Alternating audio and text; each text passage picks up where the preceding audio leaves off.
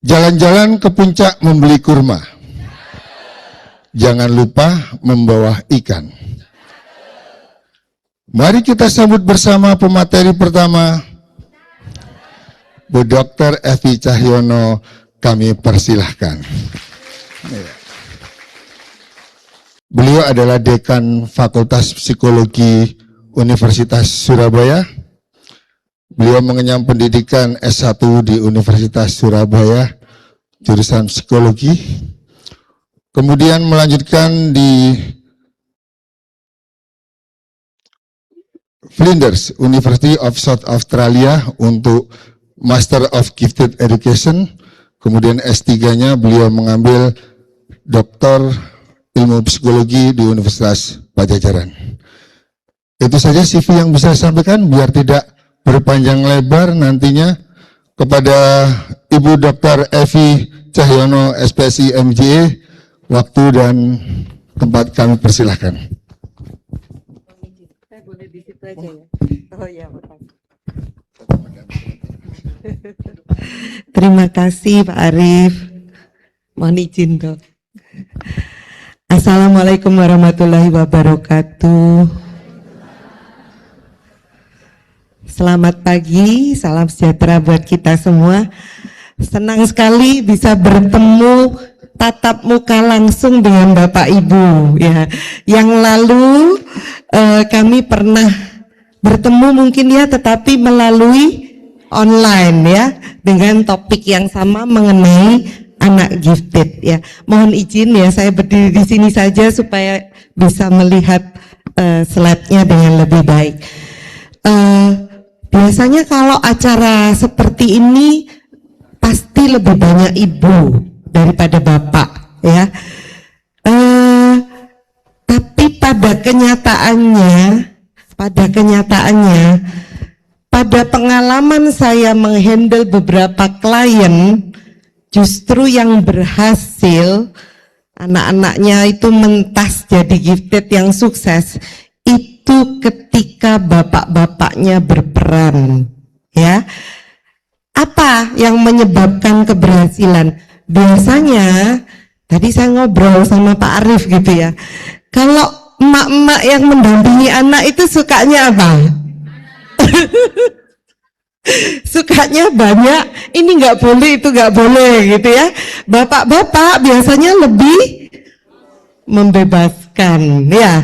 Itu satu. Yang kedua, biasanya partner untuk berpikirnya itu lebih apa ya, lebih gayeng gitu ya kalau sama bapak-bapak. Dan memang benar ya, bahkan ada riset juga yang menyampaikan bahwa keberhasilan pendidikan anak gifted itu juga ditentukan oleh peran keduanya ya, tidak hanya ibu tetapi ayah juga ya. Nah, hari ini kita akan mengangkat topik khusus untuk usia dini ya, agak berbeda mungkin dengan yang lain-lainnya.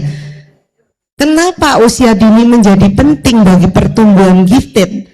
Karena awalnya itu berangkat dari bagaimana kita sebagai orang tua, pendidik yang pertama dan utama, itu bisa mengenali karakteristik anak gifted dan nantinya memberikan stimulasi yang tepat.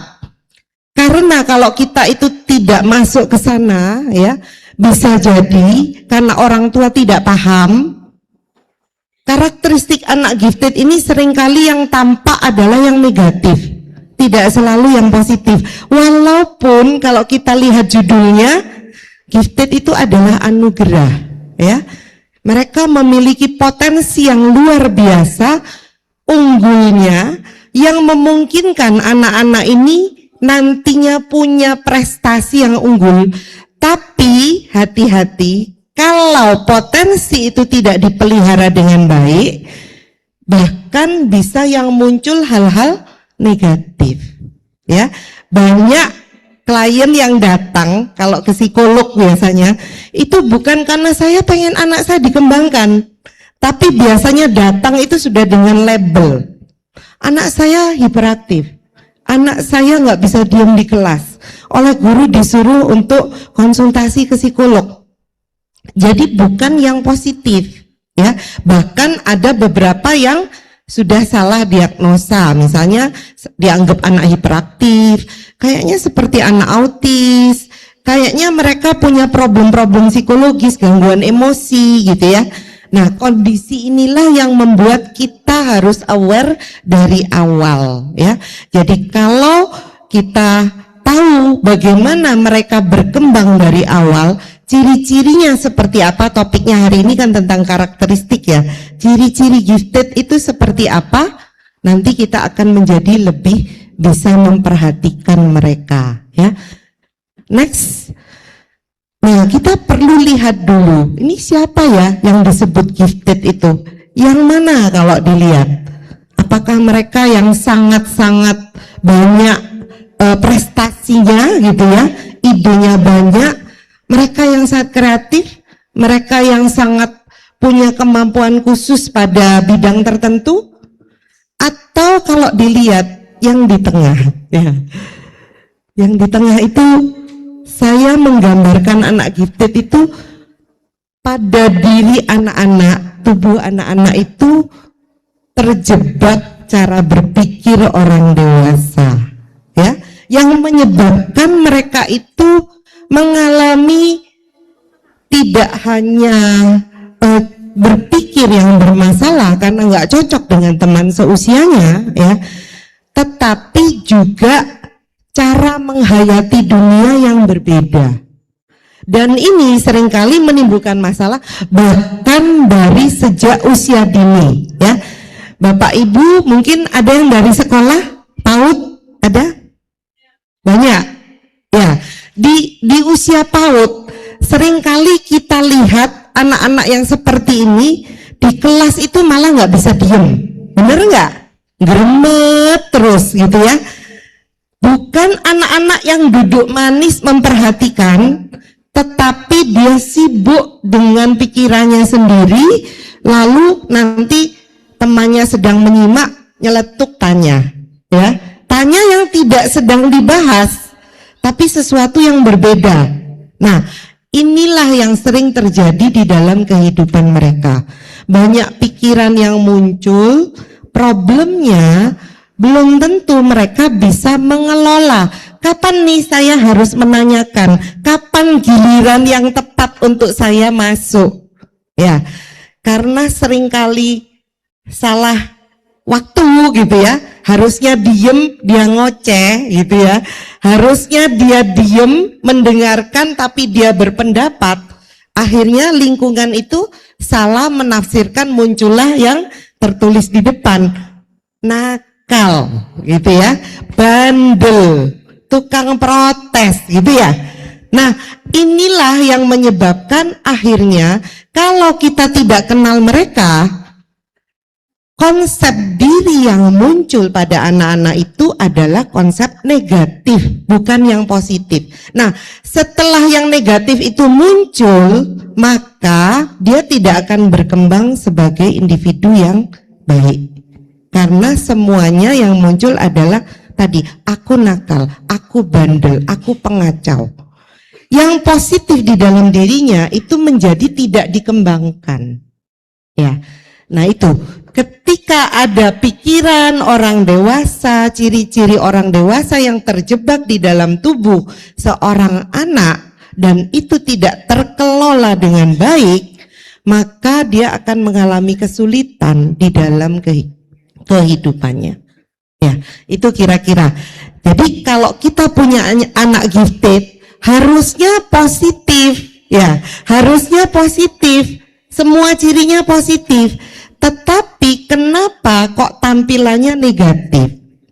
Nah, ini yang akan kita bahas. Next. Kalau kita lihat, biasanya kalau bicara gifted itu dimensinya adalah kemampuan, ya. Jadi giftedness atau kalau di Indonesia kita menyebutnya anak cerdas berbakat istimewa ya. Tidak hanya cerdas tapi pakai istimewa ya. Kalau namanya istimewa berarti pasti dia melebihi yang cerdas gitu. Apa lebihnya?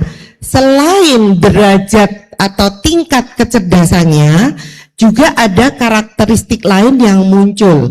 Nah, kalau kita melulu melihat secara statistik pada anak-anak gifted itu, dilihat kecerdasannya, itu adalah mereka yang memiliki 2% tertinggi kalau secara statistik ya. Jadi kalau kita menggunakan alat ukur tes inteligensi Wechsler, ini yang umum digunakan, di mana di sana ditentukan bahwa kalau dia sudah pada kategori rata-ratanya itu 90 sampai 110 gitu ya, anak gifted itu ada di 130 kalau hanya melihat statistik. Tetapi pada kenyataannya anak gifted itu bukan melulu yang IQ-nya tinggi ya. Nah, kalau kita perhatikan nanti anak gifted itu juga memiliki ciri-ciri emosi dan sosial yang berbeda ya. Dan karena mereka memiliki karakteristik kreativitas yang tinggi, menyebabkan cara berpikirnya itu menjadi tidak sama dengan kebanyakan anak yang pada umumnya ya. Nah, itu yang dialami oleh mereka. Nanti ini dibaca sendiri aja kategorinya. Di gifted itu sendiri mulainya harusnya dari 120-an ya. Bapak Ibu mungkin kalau membaca hasil pemeriksaan psikologi, mereka mempunyai IQ 120 tapi ada karakteristik gifted yang lain, kita bisa menengarai untuk dilakukan pemeriksaan secara formal.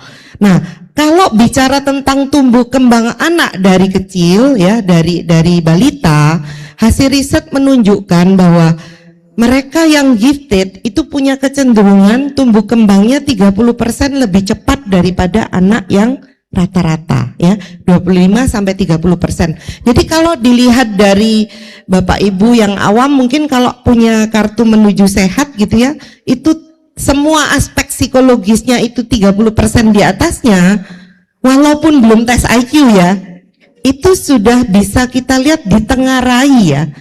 Anak ini kemungkinan gifted ya. Nah, kalau sudah melihat ada kecepatan seperti itu dan ternyata kelihatan sekali kognitifnya berbeda, cara berpikirnya itu sangat cepat. Ya, kalau masih kecil yang kelihatan itu setelah bisa bicara biasanya kemampuan bertanya ya. Jadi biasanya kalau mendiskusikan sesuatu tuh kritis. Tadi katanya Pak Arief pinter kok tanya.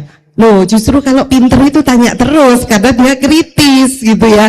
Kalau dia diem aja kan hanya pasif menerima. Nah, ini kekritisan itu disertai kreativitas, dia punya rasa ingin tahu besar, maka membuat dia akan banyak bertanya. Itu biasanya ciri-ciri yang banyak muncul pada anak yang gifted di usia balita. Kalau sudah bisa ngomong, terus dia banyak bertanya, tidak hanya tanya ini apa itu apa, ini kalau digituin gimana? Nanti akibatnya apa gitu ya? Kenapa harus begitu? Nah, kalau punya anak yang seperti itu berarti critical thinkingnya itu udah running walaupun dia masih sangat kecil begitu ya.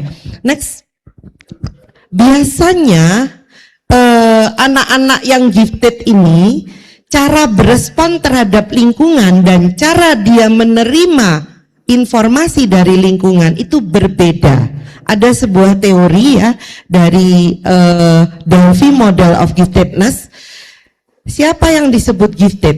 Gifted, orang yang gifted itu adalah mereka yang otonom ya, yang memiliki cara berespon terhadap lingkungan dan cara menerima informasi dari lingkungan melalui berpikir yang kompleks, cara berpikirnya itu kompleks gitu ya.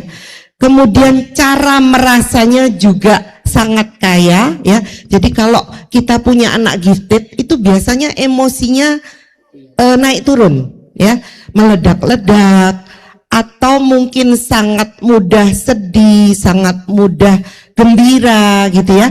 Jadi naik turun, fluktuasi. Nah, itu cara berespon itu kan tidak hanya berpikir, tapi emosi juga ya. Jadi biasanya dua hal ini akan bersatu ya pada seseorang, membuat dia ketika berhadapan dengan lingkungan, cara beresponnya berbeda. Makanya kalau kita punya anak gifted, dari kecil tuh mungkin kita kok susah banget ya nanganinya gitu. Rewel, kemudian mungkin sangat sensitif gitu ya. Nah, karena ini memang dari teorinya ditunjukkan bahwa mereka akan merespon lingkungan itu dengan berpikir dan emosi. Ya, jadi Bapak Ibu di sekolah mungkin kalau menemukan anak-anak yang sensitif banget, tapi cara berpikirnya kritis, gitu ya. Nah, kita perlu lihat amati secara lebih serius. Jangan-jangan anak ini punya kecenderungan begitu. Dan yang utama, mereka biasanya punya motivasi yang baik untuk mempelajari atau hasrat belajarnya itu besar. Ya, hati-hati. Hasrat belajar itu tidak selalu berarti kalau di sekolah dia akan oke. Ya, karena belum tentu yang ingin dia pelajari itu ada di sekolah. Ya, kadang-kadang justru setelah masuk sekolah malah mundur. Waktu dia di rumah dia happy-happy aja gitu. Begitu masuk ke sekolah, karena di sekolahnya tidak bisa memberikan stimulasi yang tepat, malah dia mundur. Ya, maksudnya tidak termotivasi untuk belajar lagi. Aku nggak mau sekolah, di rumah aja. Di rumah saya bisa belajar lebih banyak. Kenapa? Karena anak yang gifted itu punya hasrat untuk belajar yang besar. Ya, kalau dia menghadapi sesuatu, rasa ingin tahunya kuat, dia ingin tahu secara lebih mendalam, itu kelihatan. Kalau masih kecil nanti juga kelihatan di balita ya, tanya terus itu. Nah, itu salah satu indikasinya. Dan satu hal lagi, biasanya anak gifted itu berbeda dengan anak lainnya karena ada dorongan untuk dia menjadi produktif. Nah, ini bedanya ya. Bedanya adalah setelah dia olah apa yang dia pikirkan, apa yang dia rasakan, punya dorongan untuk memberikan kontribusi. Ya, ingin menghasilkan sesuatu. Nah, sayangnya kalau di Indonesia atau budaya timur, kita tuh seringkali gini, kamu masih kecil, nggak usah repot-repot, nggak usah ngurusin gitu. Ya, kepo aja gitu. Nah, itu yang mematikan ya. Yang tadinya itu sudah keluar dorongan berkontribusi itu justru seringkali karena dianggap masih kecil gitu ya, jangan ikut ngurusin ya, akhirnya ini justru tidak berkembang pada anak-anak itu. Takut ya. Makanya tadi ketika sama bapaknya lebih ekspresif, sama ibunya karena banyak aturan gitu ya, jadi malah tidak berkembang. Hati-hati ya ibu-ibu gitu. Nah, ini kondisinya. Dan ketika dia menghadapi lingkungan, ini reseptif sekali. Reseptif itu artinya menerimanya sangat cepat menyerap ya, secara kognitif dan secara emosi ya. Jadi kalau kita ngobrol, sering nggak bapak ibunya lagi ngobrol, anaknya tiba-tiba muncul nyeletuk gitu. Itu apa Toma? Tanya dia artinya apa. Saya punya klien anaknya dokter gitu ya. Kebetulan papa mamanya dokter gitu. Kalau diskusi kan sering bicara tentang istilah kedokteran gitu ya. Tiba-tiba anaknya tuh ngobrol ikut nimbrung dengan berbagai istilah kedokteran, padahal anaknya masih 4 tahun. Kaget gitu ya, loh tahu dari mana kamu gitu ya. Ternyata dia setiap hari yang didengar itu ya sudah dia serap begitu aja tanpa betul-betul memahami apa yang diartikan gitu ya. Nah, inilah dia mengamati, dia merasakan itu masuk ya, masuk itu secara sangat cepat diserap ya, dan keluar setelah dia olah ya dengan sangat baik kalau dia kondisinya sejahtera mental. Kalau tidak sejahtera mental, keluarnya bisa dalam bentuk yang negatif ya. Tadi keluarnya itu bisa apa? Usil biasanya ya. Biasanya usil tuh kalau di klien-klien saya seringkali dikeluhkan, Bu, masa anak ini loh dari lantai 4 sekolah itu ngambil botol aqua yang gede itu diisi air, lalu dia lepas dari atas. 1 dicoba, 2 coba, 3 coba. Yang di bawah kan protes semua. Nah, lalu dia bilang, "Loh, aku kan pengen tahu bagaimana reaksinya," gitu. Ya. Nah, itu usil, tapi sebetulnya dia tidak sekedar usil, usilnya tuh kritis gitu ya. Nah, ini kenapa? Karena tadi setelah diolah dia punya keinginan untuk produktif sebetulnya. Ya, ini yang membedakan anak gifted dengan yang non gifted. Ya, dengan segala macam kemampuan berpikirnya, ditambah kreativitas yang dia punya dan emosi yang ada yang membuat dia peduli terhadap lingkungan, dia terdorong untuk produktif. Ya, biasanya seperti itu. Nah, permasalahannya seringkali kalau sudah masuk di sekolah, anak-anak ini mungkin cuman disuruh menyerap. Kalau di Indonesia kita model pembelajarannya masih banyak yang seperti itu. Apalagi kalau masih di TK SD gitu ya. Udah dengerin aja gurunya. Kerjaannya dia jadi bosen di kelas, ya. Itu yang terjadi. Next. Next, Mas. Ya, kita perlu tahu ada berapa kelompok anak gifted ya, yang seringkali terlihat di sekolah itu. Kalau yang juara-juara itu biasanya justru anak gifted yang IQ-nya tidak terlalu tinggi. Ya, semakin tinggi IQ-nya, semakin besar kesenjangan antara berpikirnya dengan emosinya, dengan sosialnya, yang menyebabkan anak ini hidupnya susah. Ya, dan ini yang menjadi penghambat. Kalau yang gifted achiever, ya, gifted pembelajar itu yang di tengah, yang juara terus, yang bagus gitu ya, itu enak. Mengenalinya mudah, ya, ngopeninya juga mudah. Tapi ada gifted yang disinkroni. Gifted yang disinkroni itu adalah anak-anak yang punya kemampuan kognitif luar biasa, tetapi aspek psikologis lainnya itu tidak berkembang dengan optimal. Bukan tidak optimal, tidak mengikuti kognitifnya, ya. Contohnya dia IQ-nya 130, mikirnya sudah pengen kayak anak kelas 3 SD, ya, padahal dia masih TK gitu ya, atau kelas 1 gitu. Tapi dia belum bisa nulis karena motoriknya kan belum kayak anak kelas 3. Jadi di kepalanya ada banyak, tangannya nggak kompromi. Itu asinkronis secara motorik. Belum lagi emosi, ya. Dia tahu masalah itu banyak dengan berpikirnya, tapi emosinya dia belum bisa menghandle. Ketika sudah mikir, wah bakal ada banjir, bakal ada gempa bumi, emosinya itu belum bisa menghandle kecemasan, ketakutannya. Yang terjadi apa? Dia hanya bisa merasakan itu di dalam dirinya. Semakin anak ini mengalami nggak bisa tidur, cemas luar biasa gitu ya. Nah, itu anak-anak yang disinkroni, yang nantinya biasanya tidak terlalu terlihat keberbakatan atau kecerdasan istimewanya di sekolah.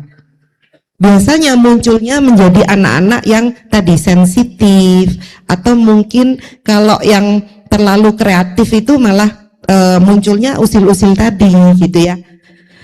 Satu kelompok lagi gifted tapi dia punya kekhususan lain, gifted tapi mengalami disleksia, gifted tapi dia mengalami ADHD, gangguan pemusatan perhatian. Ya, kok bisa terjadi ya, karena walaupun kemampuan berpikirnya bagus secara kognitif, tetapi ada gangguan neurodevelopmental lainnya yang menyebabkan dia tidak bisa berfungsi secara optimal. Ya, ini kelompok gifted. Biasanya dua kelompok yang lain ini tidak banyak muncul di sekolah. Ya, maksudnya tidak kelihatan bahwa dia gifted gitu.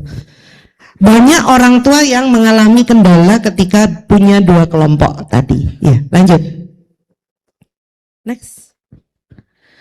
Nah, karakteristiknya kita lihat. Saya ambil karakteristik ini dari Linda Silverman itu salah satu psikolog di Amerika, Denver ya, yang punya pusat penanganan anak gifted untuk sosial emosi ya, menangani masalah sosial emosi gitu. Dan dia punya salah satu alat screening berikutnya aja, yang kalau dikelompokkan itu sudah kelihatan dari ciri-cirinya. Yang pertama ciri yang berikutnya aja, ciri berpikir ya. Biasanya anak gifted di usia balita pun itu sudah bisa kelihatan bernalar dengan baik. Kalau dikasih diberitahu ngeyelan, betul nggak Bapak Ibu? Ngeyelan ya, ngeyel tuh pasti dia tanya alasannya apa gitu. Aku punya reason sendiri ya. Nalarnya itu jalan. Terus cepat menguasai apapun yang dia pelajari. Mau permainan, mau pelajaran, mau bahasa, apapun yang dia pelajari itu dia bisa menguasai dengan cepat, memahami dengan cepat ya. Kemudian kosakatanya banyak, daya ingatnya sangat baik. Ini ciri-ciri awal yang kelihatan secara kognitif ya pada anak-anak. Konsentrasinya lama, tapi hati-hati. Kalau tertarik, ya kalau nggak tertarik, mereka biasanya nggak mau, ya. Tapi begitu dia sudah tertarik pada sesuatu, itu bisa bertahan dengan lama. Nah ini yang seringkali mengecoh, ya. Di sekolah seringkali guru tidak melihat ini sebagai satu hal yang positif. Biasanya aspek yang ini, konsentrasi ini, dicemari oleh kreativitasnya dan kemampuan berpikir kritisnya. Ketika kreativitasnya terlalu tinggi dan dia terlalu kritis, lalu di sekolah hanya membahas sesuatu yang hanya sehari-hari, terlalu simpel buat dia, itu membuat dia malas dengerin. Karena aku udah tahu semua kok, ngapain dengerin gitu.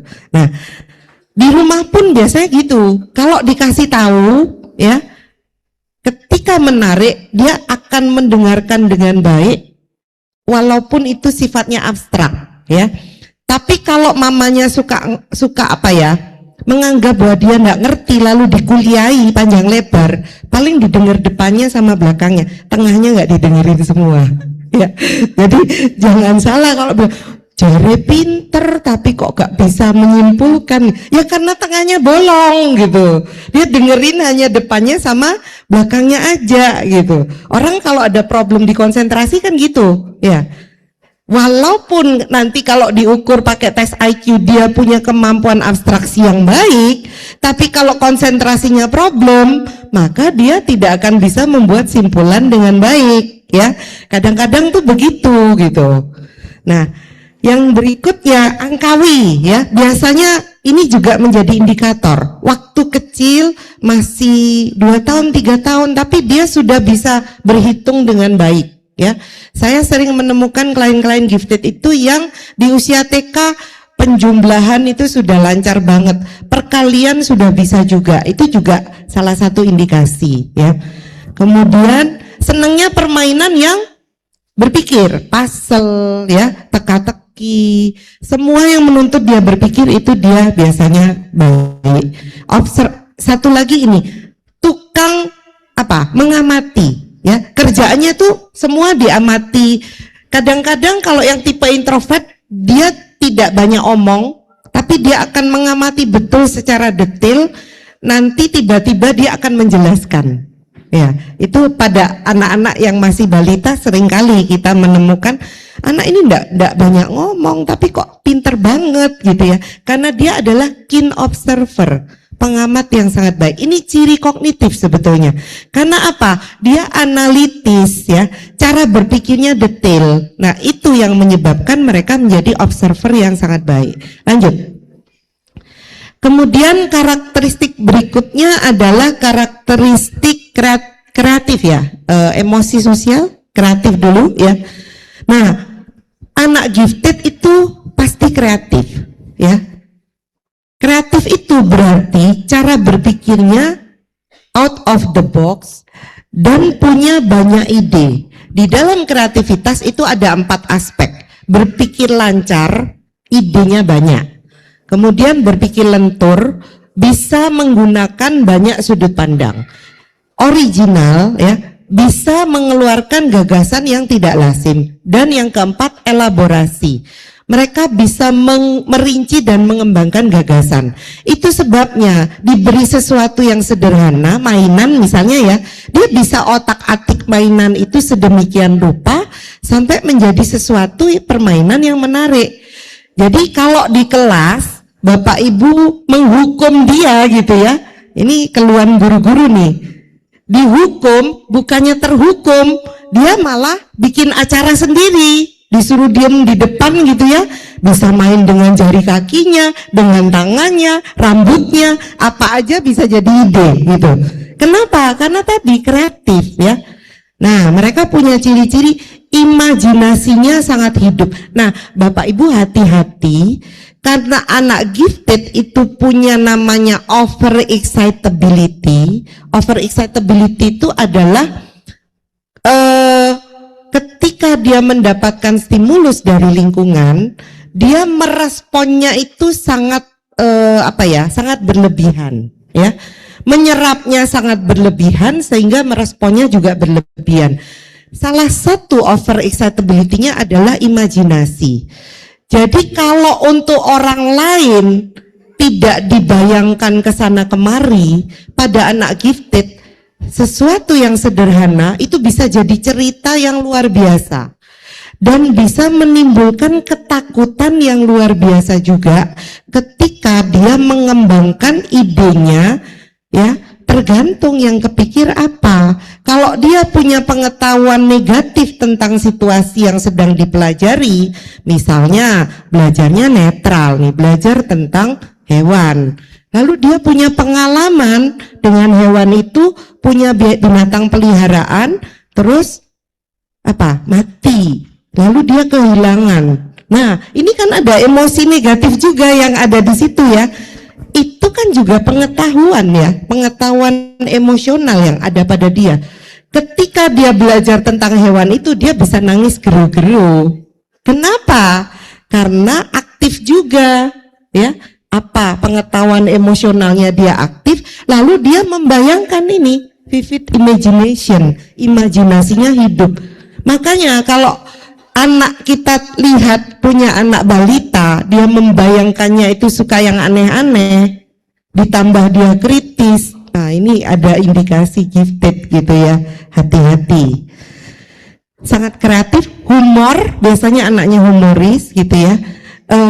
Minatnya macam-macam, beragam ya. Kadang-kadang orang tua kewalahan, senang sains, senang matematika, senang olahraga, senang masak, lalu bingung yang mana yang mau dikembangkan gitu. Tapi memang wajar pada anak gifted itu otaknya itu lapar ya, otaknya tuh lapar sehingga apapun tuh dia lahap. Ya, nanti tergantung, ada yang nyantol dengan perasaannya juga enggak, karena minat tuh mengandung unsur perasaan juga. Ya, lanjut. Motivasi belajarnya, rasa ingin tahunya kuat, dan dia biasanya orang yang kalau belajar itu dalam, tekun ya, sampai lupa waktu. Biasanya kalau masih balita itu kelihatan pada saat dikasih mainan baru itu nggak mau berhenti. Ya, dia akan pelajari terus sampai dia ini, dan dia bisa ngembangin karena tadi kreatif gitu ya. Jadi seringkali lupa waktu nanti. Terus ini kalau belajar pengetahuan dia suka baca. Pada anak-anak gifted salah satu indikasi yang seringkali muncul adalah membaca pada usia sangat dini. Bahkan beberapa orang tua itu melaporkan, saya nggak pernah ngajarin baca, tiba-tiba dia sudah bisa baca gitu. Ya, bukan ajaib ya, tapi dia belajar dari lingkungan, dengerin kakaknya belajar baca, kakaknya nggak bisa, dia yang bisa gitu ya, seringkali begitu ya. Nah itu, akhirnya dia memang sangat suka membaca. Salah satu cirinya, mungkin nanti ada yang mau sharing tuh, biasanya baca buku itu tidak pernah lepas gitu. Lanjut, next, sosial emosi. Ini tadi di teorinya disampaikan selain berpikir ada emosi ya, ketika dia berhadapan dengan lingkungan. Anaknya sangat sensitif biasanya, ya, sensitif secara emosional, ya. Kemudian dia harusnya empatik, ya. Kenapa? Karena anak-anak gifted ini dengan kecerdasan yang dia punya, dia tahu harus bagaimana dengan lingkungannya. Jadi kalau dia berkembang dengan sehat, biasanya anak-anak ini punya empati yang baik. Kalau ada anak gifted yang cuek, ada ini, pasti ada sesuatu di dalam kehidupannya yang membuat dia itu tidak bisa berempati terhadap orang lain. Pada dasarnya kalau dia gifted itu dari kecil tuh udah kelihatan kok. Dia peduli, lihat mamanya sedih, dia ikut sedih, dan dia menanyakan, "Ma, kok ada apa? Aku bisa bantu apa?" Sangat helpful ya kalau masih kecil itu, ada orang kerja dibantuin gitu ya, itu muncul pada mereka. Satu ciri lagi yang sangat khas pada anak gifted itu perfeksionis, ya. Kalau mengerjakan sesuatu inginnya sempurna, ya. Kalau tidak sesuai dengan apa yang standar dia punya, maka dia akan merasa tidak nyaman, ya. Itu sering muncul. Kalau masih kecil, itu seringkali kalau disuruh belajar sesuatu, ya, seringkali dia nggak mau nyoba karena takut salah, gitu, ya.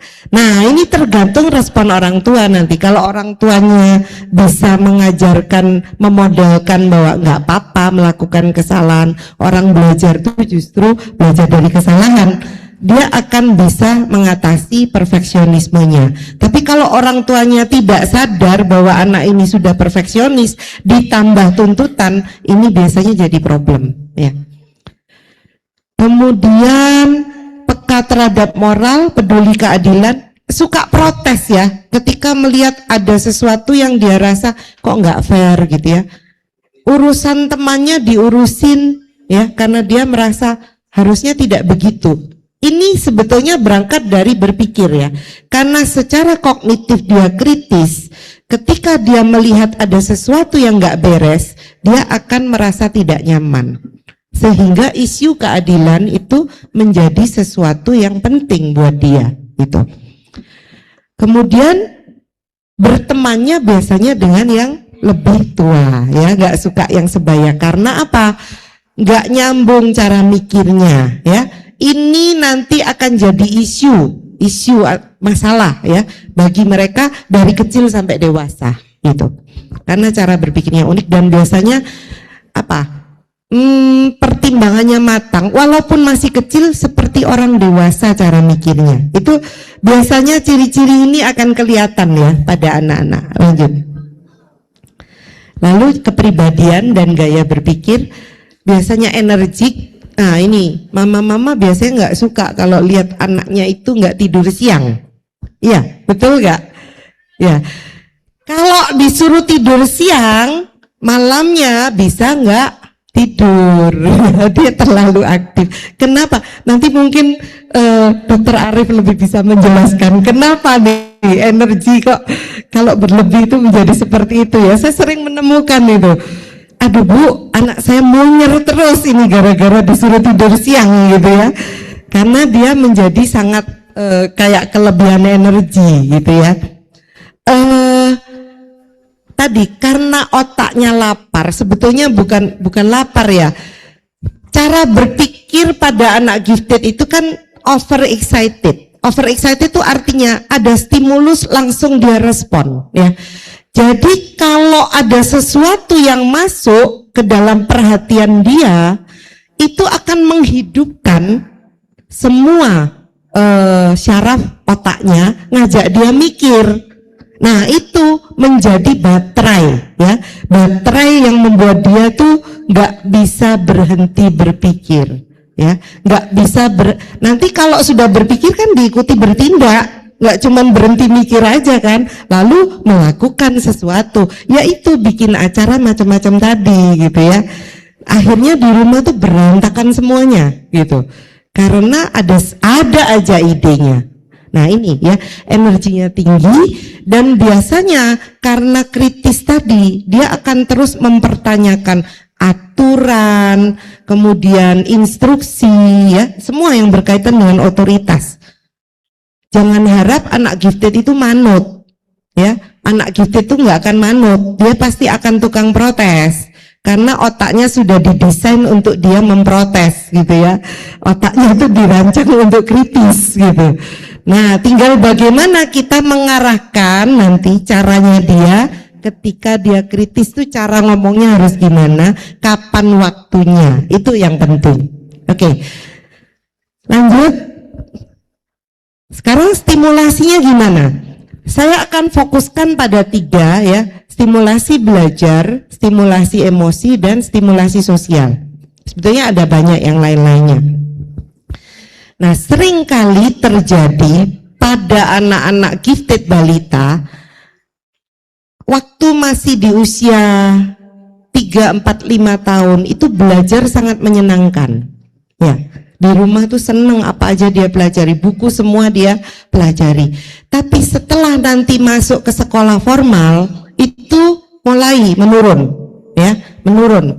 Kok nggak semangat lagi, nggak suka belajar lagi? Tadi ya, saya udah bahas di depan. Seringkali karena respon lingkungan yang tidak tepat itu membuat demotivasi untuk belajar, ya. Nah, kita harus bisa menciptakan stimulasi belajar yang tepat bagi anak-anak gifted ini. Lanjut.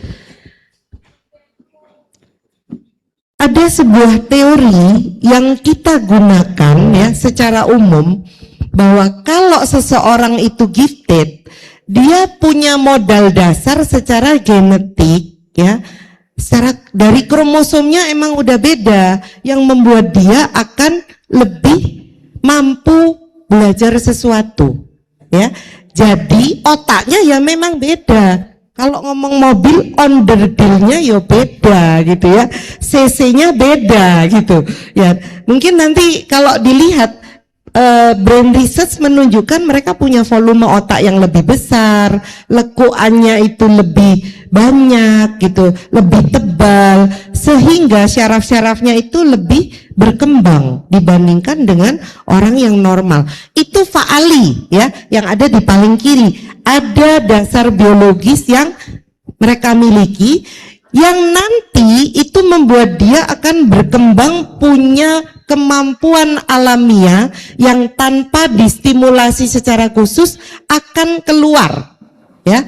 Jadi kalau dia cerdas istimewa karena punya kemampuan berpikir yang sangat baik, maka dia akan kelihatan ya cepat pikirnya, dikasih tebakan, suruh mengingat, itu muncul tanpa kita ajarin ya. Nah, orang tua itu seringkali di perkembangannya itu secara tidak sengaja memberikan feeding ya. Kalau anaknya seneng baca, pasti kita kasih buku gitu kan. Kalau anaknya seneng mikir, pasti ajak diskusi kan begitu ya. Nah, biasanya itu akan membuat anak berkembang kemampuannya ya. Kemudian ada kematangan pada anak yang ini nanti di tumbuh kembang akan banyak dibahas ya. Mereka ini lebih cepat, berkembangnya lebih cepat, lebih matangnya lebih cepat. Sehingga mereka akan muncul menjadi individu yang kemampuannya memang berbeda tampilannya ya. Setelah itu nanti apakah ini sudah bisa membuat mereka berprestasi? Belum. Dibutuhkan katalisator lagi, baik dari lingkungan, dari sekolah, dari orang tua gitu ya, dari dirinya sendiri, untuk membuat kemampuan yang sudah ada tadi itu ketata ya. Contoh begini, banyak anak gifted itu suka belajar browsing sendiri, cari info sendiri, benar nggak? Ya kan? Tapi apakah dia bisa tahu bahwa itu pengetahuan yang cukup atau yang seharusnya memang dimiliki supaya dia bisa belajar lebih baik untuk materi yang berikutnya? Belum tentu. Karena dia kan browsing suka-suka dia gitu loh, yang dia minati. Tapi di kepalanya itu campur baur nggak karu-karuan. Tugas sekolah itu adalah menata struktur dari pengetahuan yang ada Ya, itu sebabnya kenapa sebaiknya mereka ada yang mendampingi ya dari pendidikan.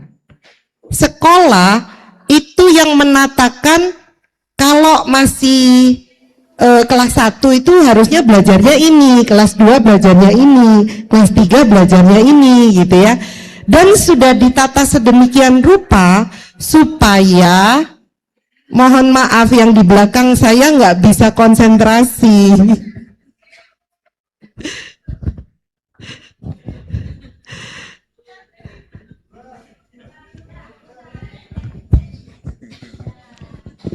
Mengganggu sekali sebetulnya.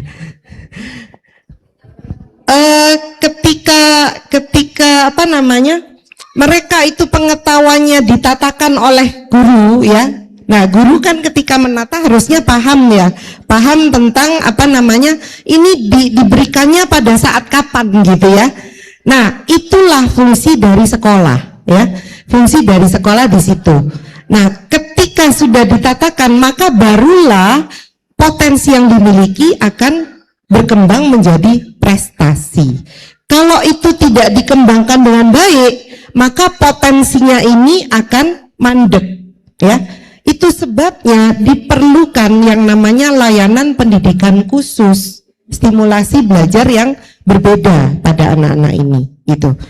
Ya, ini teorinya mengatakan pada intinya tidak bisa seorang yang gifted walaupun dia punya potensi luar biasa itu tumbuh menjadi seorang pakar tanpa ada stimulasi yang tepat dari lingkungannya. Ya, intinya itu. Jadi butuh ada penanganan yang spesifik.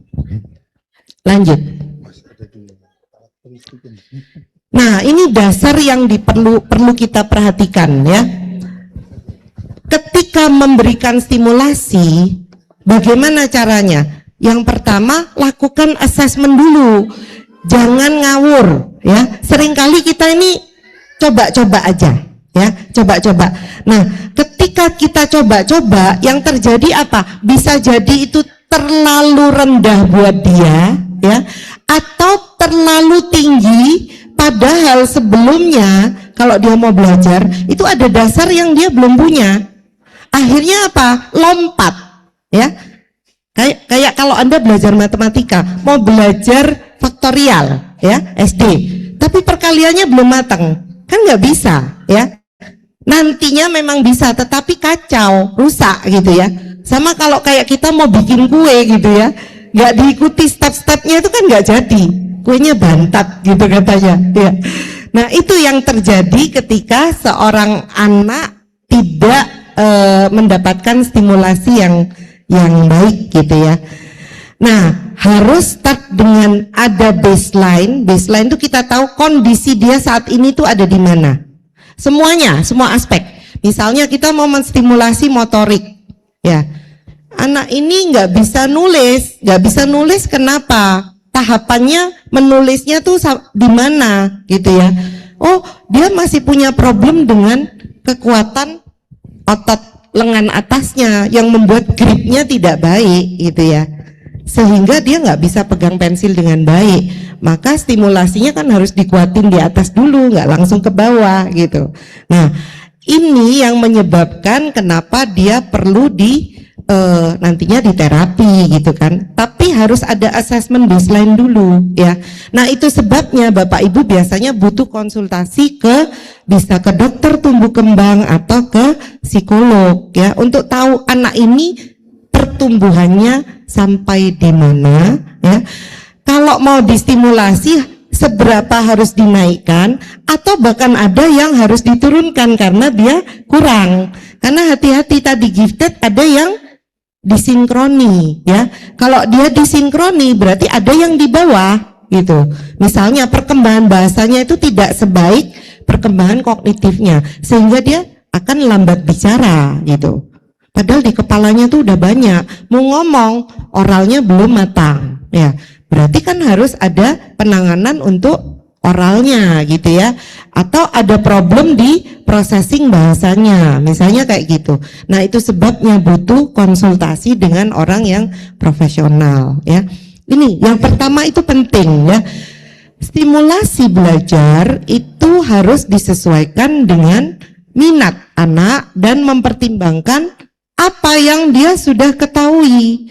Kadang-kadang di sekolah yang terjadi kan, ya namanya di sekolah itu kan reguler, hanya berlaku untuk semua, ya, tidak individual. Itu sebabnya seringkali anak-anak yang gifted di sekolah dia bosen gitu. Makanya nanti butuh penanganan khusus, ada individual educational plan buat mereka gitu. Stimulasi dirancang sesuai kebutuhan psikologisnya. Nah, ini kadang-kadang juga lupa dengan emosi anak, perkembangan motoriknya, ya. Nanti saya akan tunjukkan bagaimana motorik itu bisa berpengaruh terhadap belajar. Dan pertimbangkan kecepatan perkembangan setiap aspek psikologisnya. Itu. Lanjut. Nah, kita akan melihat next, Mas. Ya. Next, lanjut aja. Berikutnya yang tentang, nah ini piramida belajar, ya, Bapak Ibu. Seringkali ketika kita punya anak gifted, fokus kita pada yang apa? Kognitif. Karena itu yang kelihatan menonjol. Padahal untuk bisa belajar, orang itu harus beres dulu dari sensorinya dan motoriknya, ya. Orang mau belajar itu harus bisa menata semua informasi yang dia terima dari indrawinya, ya, termasuk juga yang namanya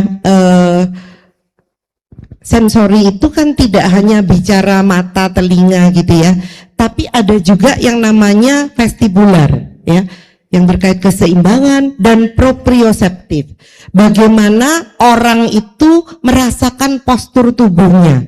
Nah, kadang-kadang nih pada anak-anak yang masih balita, karena kita lihat dia kognitifnya berkembang, kita tidak beri kesempatan fisik pada dia itu lebih banyak. Akibatnya apa? Dia tidak bisa berkembang sensorinya ini, ya. Ada anak-anak yang tidak bisa merasakan tubuhnya itu dalam posisi apa, ya, sehingga nanti berpengaruh postur duduk itu akan berpengaruh pada saat dia belajar, ya. Kemudian juga tidak bisa merasakan ketika dia akan melakukan nulis. Genggamnya tuh harus seberapa sih tekanannya gitu ya, untuk bisa menghasilkan tulisan yang baik. Nah, ini karena dasarnya tidak diperkuat dulu, ya. Jadi kalau di usia balita tuh sebetulnya fokusnya jangan ke calistung gitu.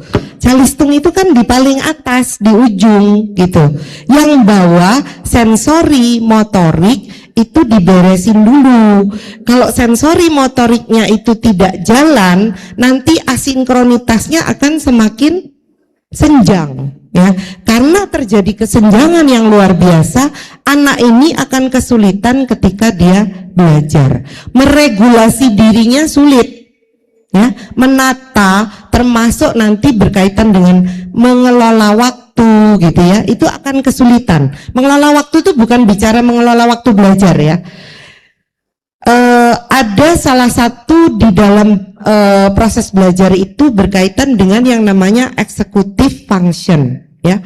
Ini proses-proses berpikir yang akan membantu kita untuk kita bisa mulai dari merencanakan, ya, menata urutan, kemudian mengelola kegiatan untuk mencapai suatu tujuan sampai tujuan itu tercapai. Contoh, kalau mengerjakan tugas, tujuannya adalah tugas itu selesai, gitu kan?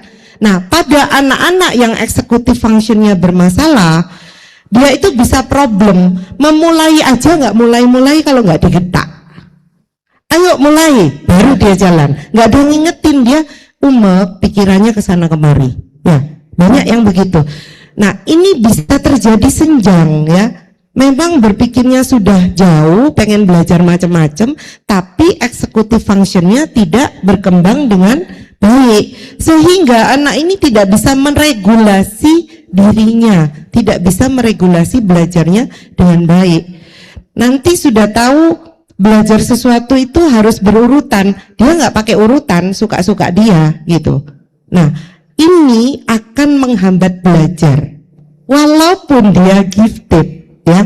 Jadi kadang-kadang seringkali gitu kan orang, lo gifted kan sudah pinter, ngapain diiniin lagi, diberi layanan khusus? Ya karena problemnya di sini, walaupun pinter, tetapi mereka punya problem di executive function mungkin ya, tidak seimbang gitu, sehingga ini menghambat mereka dalam belajar.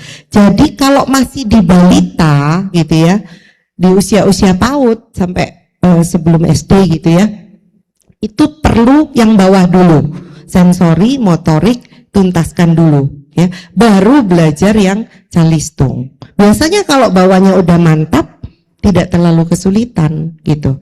Lanjut.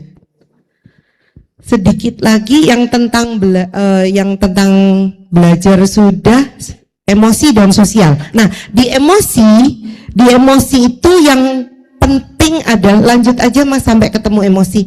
Di emosi itu yang terjadi adalah anak gifted itu mengalami 3 hal. Yang pertama, over excitability ya, tadi terlalu sensitif secara emosional, kognitif, emosional, intelektual, dan imajinasi. Jadi kalau dia menghadapi suatu stimulasi dari luar, misalnya ya, sedang ingat sesuatu tadi, misalnya mau belajar tentang hewan gitu ya, lalu dia akan udah mulai memikirkan panjang lebar hewan itu apa, bagaimana hidupnya, emosinya jalan juga ya. Tadi kalau ada pengalaman negatif maka dia akan muncul takut, sedih, itu juga muncul, lalu dia bayangkan. Nah, kondisi ini bisa menghambat dia ya, kondisi ini bisa menghambat. Oleh karena itu harus diatasi. Anak yang over excited itu harus dibantu untuk mengenali ya, bahwa kamu wajar merasakan hal seperti itu ya. Pada anak-anak yang gifted itu over excited adalah hal yang wajar. Bisa terjadi seseorang itu sedih banget, tetapi itu harus dikendalikan. Cara mengendalikannya bagaimana nanti dibahas bersama ya.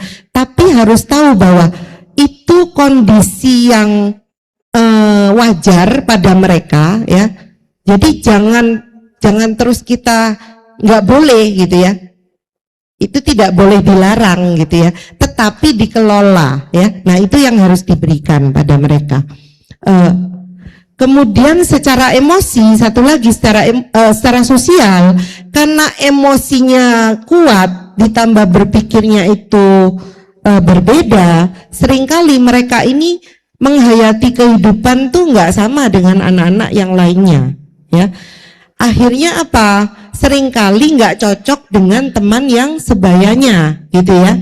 Akibatnya dia bukan hanya tidak disukai teman, dia sendiri merasa aneh ketika berada bersama teman sebayanya. Kok kayak gini ya? Aku nggak pengen seperti itu. Tapi nggak bisa, karena pikirannya kan otomatis jalan, yang dia rasakan juga otomatis jalan. Akibatnya dia akan menarik diri, ya, menyendiri, lebih suka beraktivitas sendiri. Itu yang akan mereka alami. Nah, kalau dibiarin, lalu kita tidak membantu mereka caranya untuk mengelola itu, maka dia akan mengalami kesulitan sampai dia dewasa nantinya. Gitu. Jadi kalau bisa kita simpulkan tentang anak-anak gifted ini, mereka punya pertumbuhan perkembangan yang sangat unik dari segi kognitif, emosi, sosial gitu ya, yang menyebabkan mereka butuh didampingi ya, butuh dibantu ya, supaya yang terjadi senjang-senjang tadi itu bisa dipahami. Ini dulu. Kadang-kadang mereka itu tidak paham kenapa kok aku mengalami hal ini ya. Karena tidak paham, akhirnya mereka menjadi ya tadi menarik diri, marah, kecewa, frustrasi, yang nantinya itu bisa berkembang menjadi ke arah gangguan kalau dibiarkan. Tapi ketika kita bisa bantu membuat mereka bisa menerima, ya sudah, kalau namanya gifted itu ada resikonya. Nah ini yang penting sebetulnya ya, mendampingi mereka bahwa kalau kamu gifted kamu akan bosan di kelas, kalau kamu gifted ada resiko kamu akan tidak sama dengan temanmu, ada resiko bahwa temanmu nggak suka sama kamu, ada resiko bahwa kamu nggak cocok sama teman gitu ya. Itu dampak dari apa? Itu perlu dijelasin ke mereka ya. Dan karena ada dampak itu maka harus belajar apa? Belajar bersosialisasi dengan keterampilan sosial apa, belajar mengelola emosi yang caranya bagaimana gitu ya. Nah itu yang sangat penting untuk dilatihkan pada mereka ya. Jadi menstimulasinya juga kompleks karena yang kita hadapi adalah individu yang unik dan kompleks gitu. Baik, Ibu. Itu yang bisa saya sampaikan, terima kasih Ya. ya. Kita beri tepuk tangan yang meriah pada Dr. Evi atas paparan yang sangat menarik dan banyak sekali membuka wawasan kita semua baik sebagai orang tua, tenaga pendidik, tenaga medis ataupun sebagai pemerhati tumbuh kembang anak. Untuk Dr. Evi dan Dr. Arif, saya punya pertanyaan seperti ini, Ibu.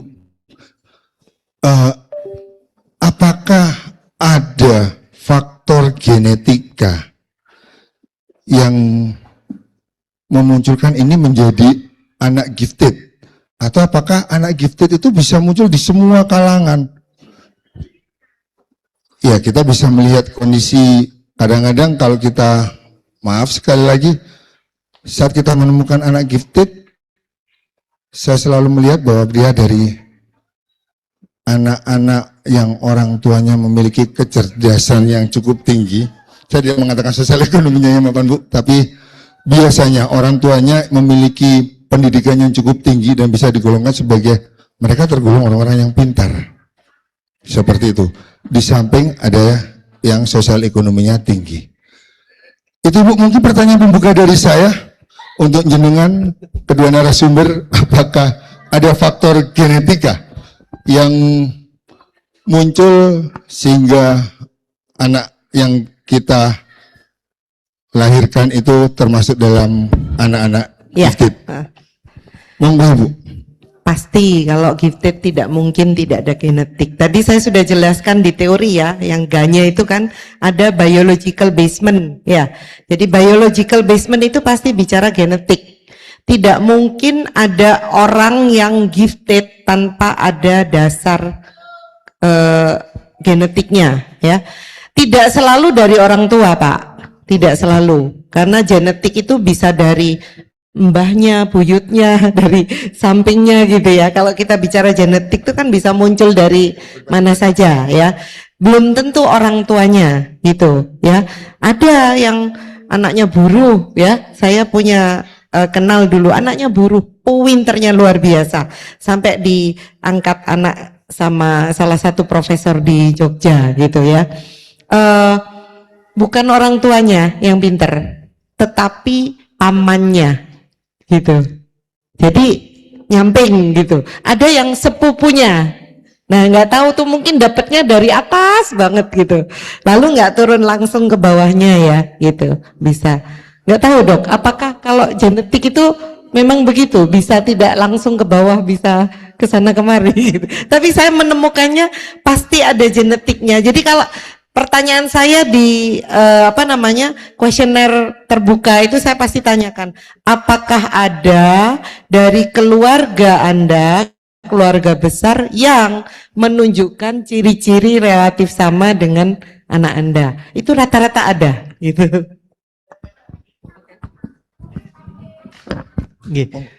Ya betul. Jadi kalau dari segi genetik betul bisa didapat dari lingkungan keluarga, tapi memang tidak langsung directly dari orang tua.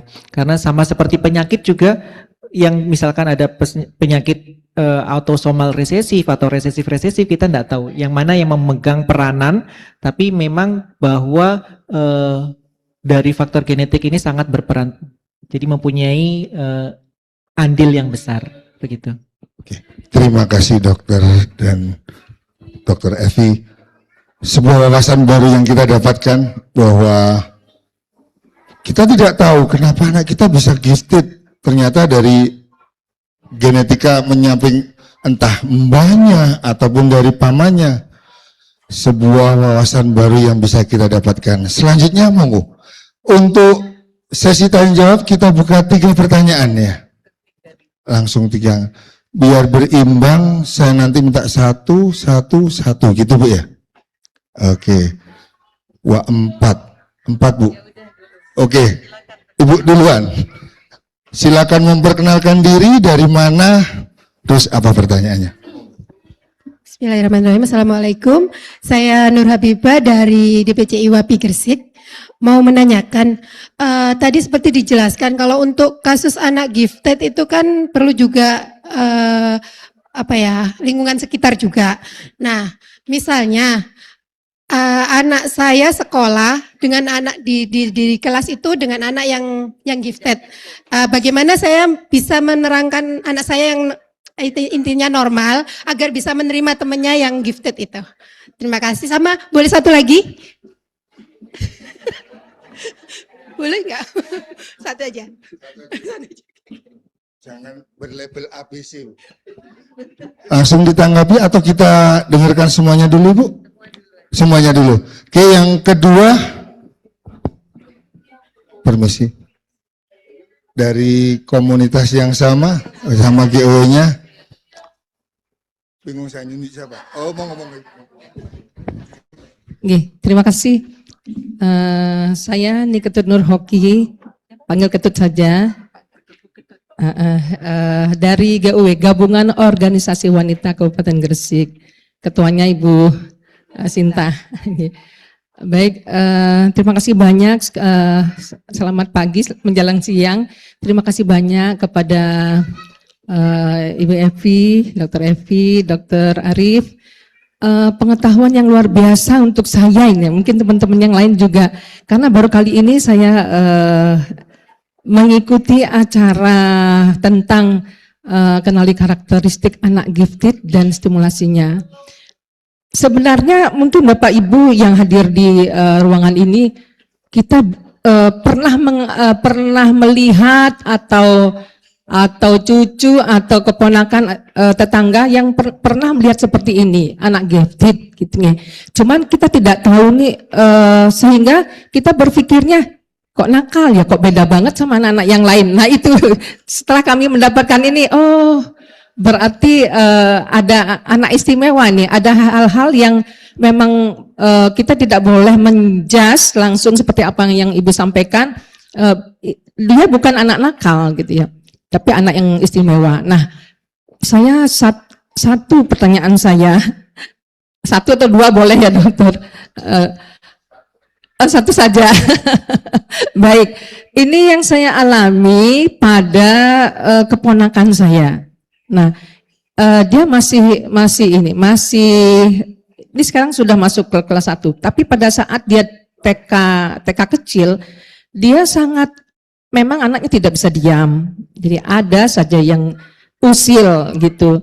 Kemudian, nah ini yang agak risihnya itu dia selalu menjawil apa ya? Kita sudah dewasa ya, nggak apa-apa. Kadang ngambil payudara ya gitu Bu. Kemudian di daerah kelamin gitu. Nah itu sangat kaget. Kami sangat kaget sekali, sehingga dia betul-betul dicap seperti itu. Nah, bagaimana cara menangani, bagaimana cara mengarahkan Bu Dokter untuk anak yang seperti ini? Memang dia kelihatan sih, seperti misalkan kita mau ada acara ini di rumah, kemudian mau motong hewan gitu, itu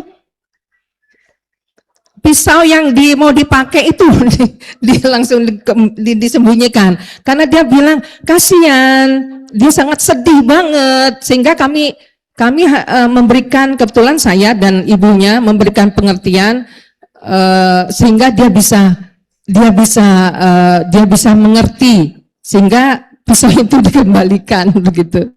Nah, izin bagaimana cara menangani seperti ini Bu Dokter nih? Terima kasih banyak, sekali lagi terima kasih banyak untuk pengetahuan pada hari ini. Terima kasih banyak. Terima kasih pertanyaannya Ibu. Selanjutnya, oke, permisi.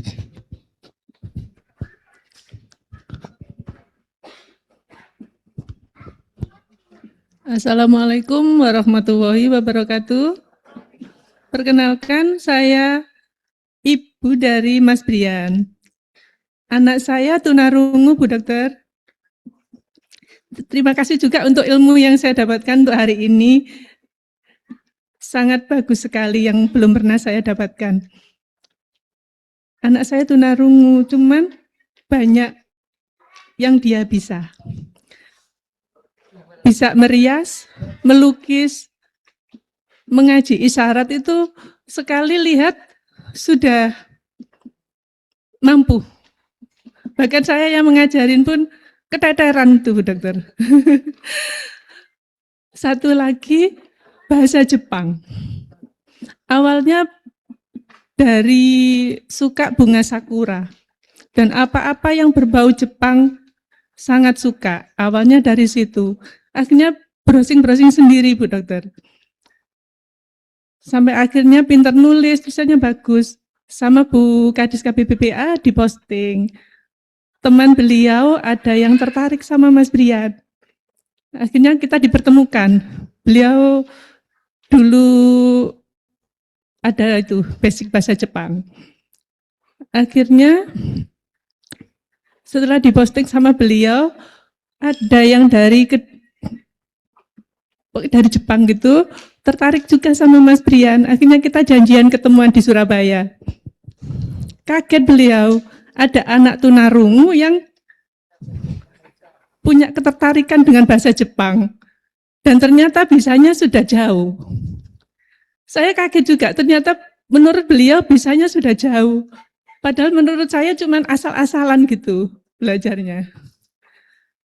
Terus ada kejadian lagi di sekolah, awal masuk SMP. Gurunya itu sambatan sama saya. Mas Brian kalau jam kosong itu muter. Ternyata muternya itu mengamati, Bu Dokter. Mengamati ini ruang apa, ini ruang apa. Setelah itu dibikin desain di Canva itu. Akhirnya saya sampaikan, Mas Brian itu muter itu mengamati ini ruang apa, terus digambar. Dan desainnya juga sesuai dengan kondisi di sekolah tersebut. Ya, pertanyaannya? Sekarang saya itu bingung, Bu Dokter ya. Yang mana yang paling saya unggulkan untuk diasah? Terima kasih. Assalamualaikum warahmatullahi wabarakatuh. 3 buah pertanyaan yang cukup berbobot untuk kedua narasumber kita. Langsung ya? Iya, monggo langsung ditanggapi Bu Karena Dokter dan waktunya Pak terbatas Dokter. ya. Bu Afifah tadi ya? Habibah. Oh Habibah. Maaf Bu. Ini pertanyaan umum ya. Bagaimana menjelaskan pada anak yang normal bahwa temannya berkebutuhan khusus gitu ya. Nah, biasanya kita perlu menjelaskan bahwa setiap orang itu memiliki keunikan ya. Contoh kalau ke anak kan harus konkret ya. Kayak kita kan sama semuanya, ada yang matanya pasti 2, hidungnya 1, tapi ada yang lebih mancung, ada yang lebih pesek, ada yang bagus, ada yang mungkin dianggap kurang gitu ya. Tapi kalau temenmu yang itu mungkin ada yang, nah tergantung karakteristik apa yang mau dijelaskan. Pada intinya kita perlu menjelaskan pada anak bahwa setiap orang itu berbeda, punya hal yang positif, ada yang negatif, dan ketika dia punya itu, misalnya ya, oh temanmu itu mungkin cara berpikirnya memang berbeda, sehingga kalau menjelaskan pada teman yang lain, cara ngomongnya beda, atau mungkin minatnya menjadi berbeda, itu sebabnya mungkin bisa nggak nyambung.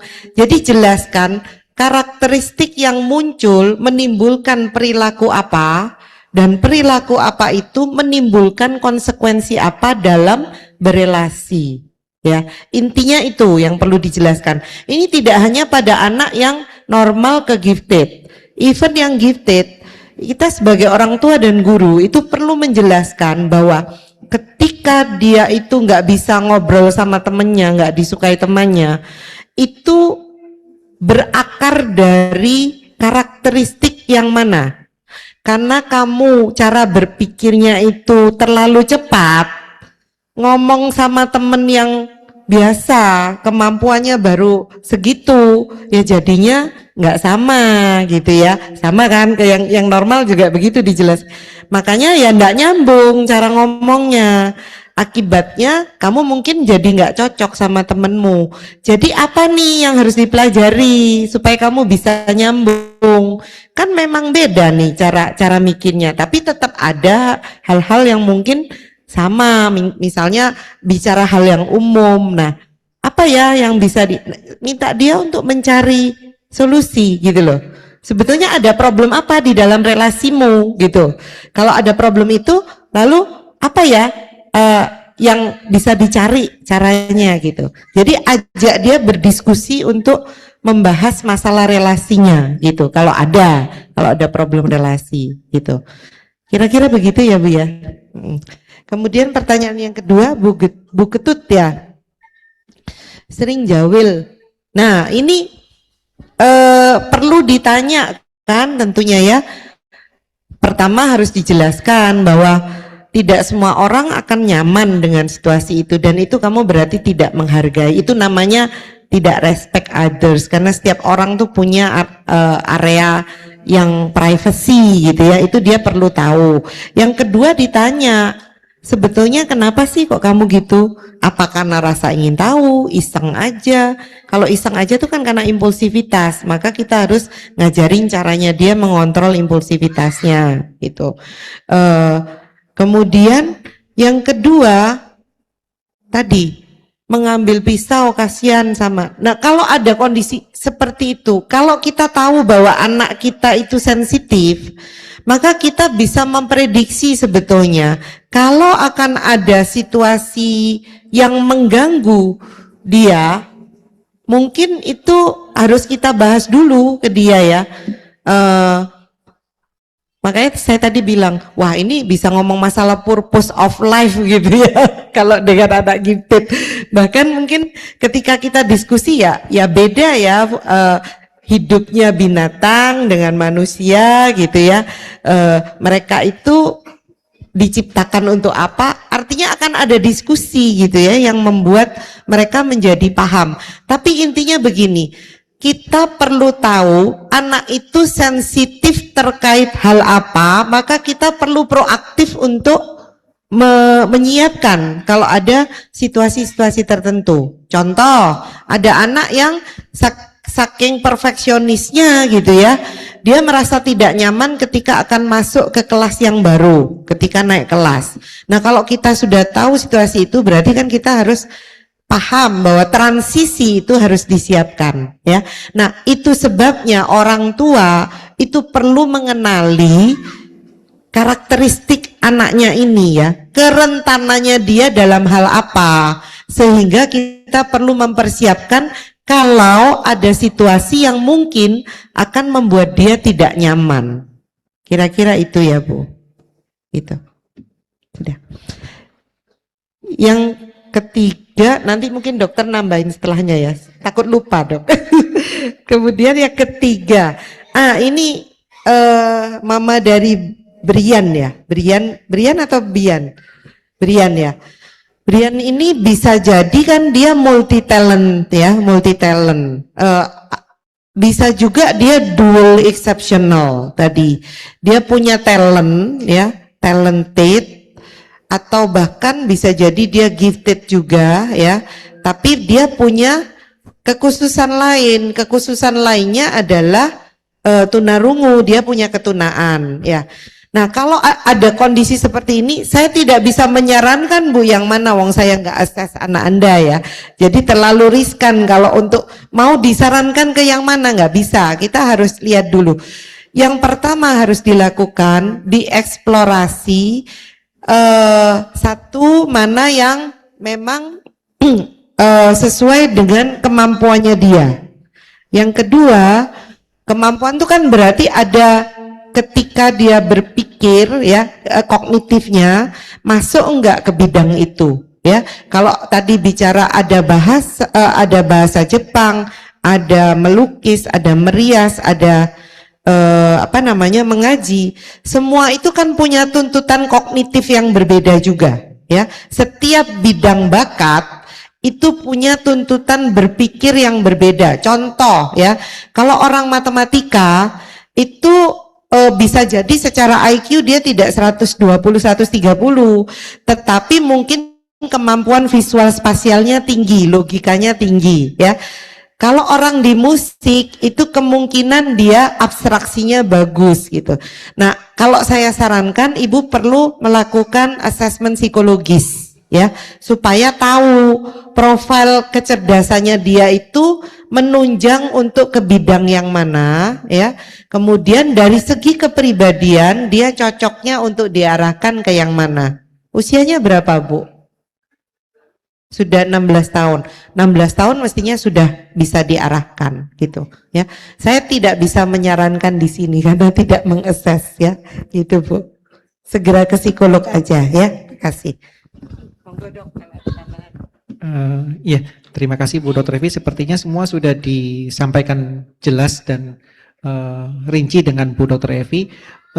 Sebetulnya seandainya kalau menemukan kasus tadi gifted, apakah benar seandainya kekurangannya kita abaikan, tapi kelebihannya justru kita tonjolkan, atau justru kita asal? Ini yang justru saya mau bertanya Bu Dr. Evi. Jadi tadi secara jadi mungkin kalau memang tujuannya untuk quality of life, mungkin kita akan menyarankan bahwa oke, yang menonjol di mana itu yang lebih diasah. Apakah benar langkah seperti itu, Bu Dr. Evi? Ya, kalau kasus dual exceptional kan ya, ada satu yang sangat menonjol, tapi ada keterbatasan, dua-duanya harus ditreatment ya. Jadi keterbatasannya itu harus ada penanganan ya, supaya kesenjangan tidak semakin menguat gitu. Tapi jangan kita juga karena dia terbatas lalu ini kita bayangkan nggak akan bisa, nggak begitu juga. Makanya harus diassess. Assessment tuh harus dua, satu psikologis itu berarti dengan psikolog, satunya dengan akademisnya. Kalau kita mau ngembangin di bidangnya ya, kalau kita bicara di sekolah, maksudnya di pendidikan umum, dia cerdas istimewa tetapi dia punya problem lainnya ya, maka kita assess di akademisnya itu seberapa dia lebih gitu ya. Misalnya anak gifted tapi dia ADHD gitu. Kan dalam hal belajar pengetahuan dia pasti lebih, tetapi untuk dia mengikuti proses belajar di kelas karena dia nggak bisa duduk manis, mengikuti sampai tuntas karena executive functionnya tadi bermasalah, maka dia harus ditreatment untuk executive functionnya kan begitu. Nah, kalau kayak tadi terjadi, dia tunarungu. Kalau dia mau belajar musik ya sulit mungkin ya. Tapi kalau lukis, merias, itu kan dimensinya beda. Tapi perlu dicek untuk ketunaannya itu ketika mau dimanfaatkan untuk pekerjaannya nanti. Karena kan kalau kita menstimulasi kan arahnya ke karir ya kalau udah usia segitu ya. Maka kita harus cek kalau dia ketunaannya itu di bagian mana harus dikembangkan supaya bisa menunjang pada karirnya dia nanti gitu. Jadi dua-duanya harus ditreatment. Ya kalau kasusnya yang di sekolah kayak gifted ADHD, gifted Asperger gitu ya, gifted disleksianya harus ditangani, giftednya juga distimulasi. Nggak boleh yang ini dibiarin gitu. Atau ada yang ngomong, udah biar nggak ini giftednya ditekan aja, jangan, tambah nggak karuan nanti anaknya gitu. Ya, makasih.